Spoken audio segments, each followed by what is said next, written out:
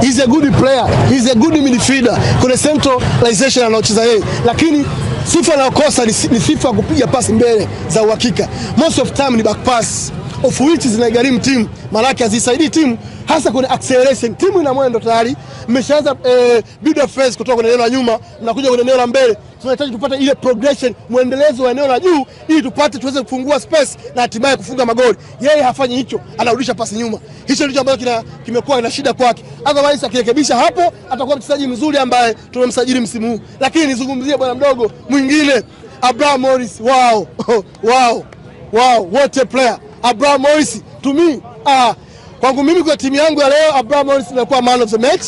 Mchezaji ambaye amecheza kwa work rate kubwa, kwa maarifa makubwa, mchezaji amecheza kwa jitihada zote, mchezaji ambaye ameonyesha uhai, anajituma.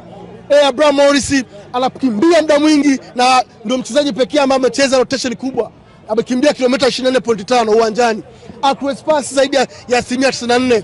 Mchezaji ambaye anaweza kudribble, kutengeneza nafasi na kufunga. Abraham Morris is a man to watch. Is a talented, gifted player ambaye klabu ya Simba tumekuwa rewarded. Niseme tu msimu huu Abraham Morris huyu atafika mbali. Tumii na moyo ndio anaweza kuwa mchezaji ambaye mwenye matumaini makubwa kwenye kosa ya klabu ya Simba. Ukiangalia anapogusa mpira, ile first touch yake, unakuwa unaenjoy kumtizama. Hutamani atoe pasi. Quick turning, ile sharpness yake, yale maamuzi ya haraka anaoyafanya huyu Abraham Morris. Wow, fantastic. It's like upo Old Trafford au upo New Camp, unawatazama wa Kongo la Liga wanaofanya hao. Unaelewa? Yaani amezaliwa kwa ajili ya kuburudisha mashabiki.